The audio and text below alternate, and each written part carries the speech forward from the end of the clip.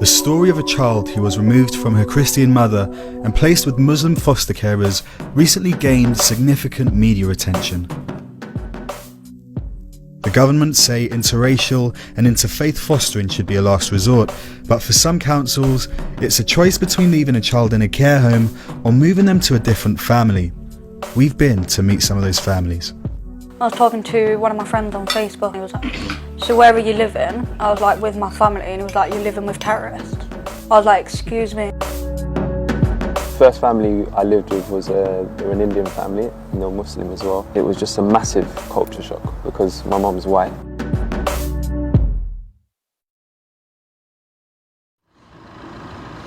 Over 72,000 children in the UK are in care. According to latest figures, over 53,000 of these are fostered. We've come to Nottingham to meet an interracial foster family. The carers, Shahnaz and Mohammed, are Pakistani Muslim. They look after 18-year-old Rebecca, who's white British and doesn't hold a religious faith. Rebecca was fostered by the Arshad family 6 years ago when she was 12. Having just turned 18, she's now a care leaver but continues to live with the family under an arrangement called Staying Put. Legislation that allows care leavers to stay with their foster parents if both parties agree to it. We're looking after one Afghani boy, one African girl from Kenya.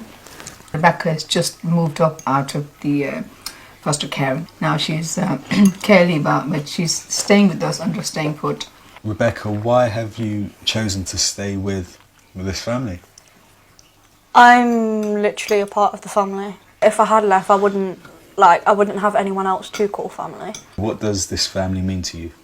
Everything. Literally everything.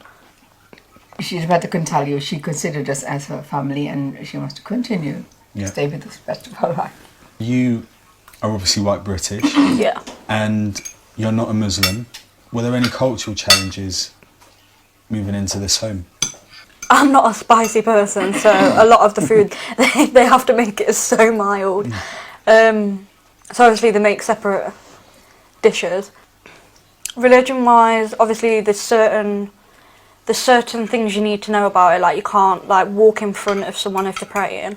I didn't know that when I first came in, but obviously you told me. At my old foster carers, we used to go away a lot, so I was kind of used to adapting to different cultures from different countries. Actually living in it on a regular basis, I think, was kind of a hard bit. Mum and Dad pray. You call them Mum and Dad? Yeah, I've always called them Mum and Dad. Yeah. After 3 months, she started to call us Mum and Dad. She says, "Can I stay, please?" Oh. We feel like she's our daughter. Yeah. I have children from my previous marriage. He's got children from his previous marriage. And she is our child. Have you ever wanted to see Rebecca become a Muslim? We have discussed it with us, how would you feel? But we never imposed saying, Rebecca, you should become Muslim because you're in our household. Rebecca got her own identity. Rebecca is going to be Rebecca. And it's like the clothes, the dress, the food, the religion is significant to individual choice. We celebrate every culture, religion in this household, and we also celebrate Christmas because number one, it's a holiday. All the family gets together. It's festival time. It's everywhere. But when Rebecca came along, the first Christmas she had with us, we bought a Christmas tree, which we haven't done that before because I asked Rebecca, do you want a Christmas tree? She goes, oh, don't buy a real one, just get me a little artificial one. And she wanted a pink one. I think the principle of fostering, and which makes a success, is not because you put two together because the same religion people could have problem as well. If you're a foster carer, you got to have within you the nurture nature.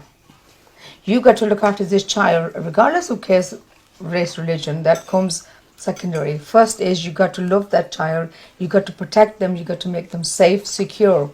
Do you think that Muslim foster carers are stigmatised in our society?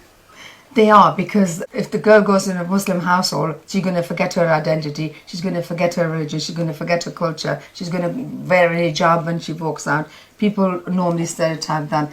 A lot of white people question that. Oh, is she going to become one of you? Is she going to have an arranged marriage? Is she going to do this? I says no.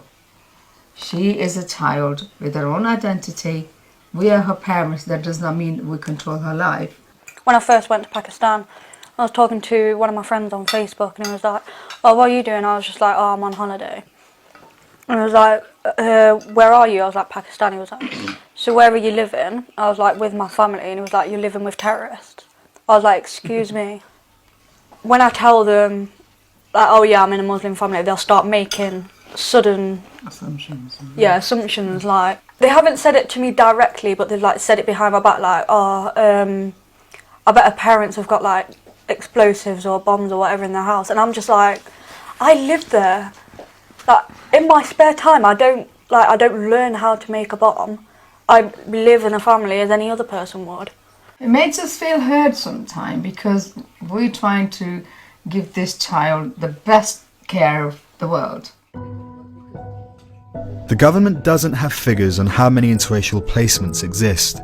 We do know, however, that last year saw a rise in the number of children in care from ethnic minority backgrounds.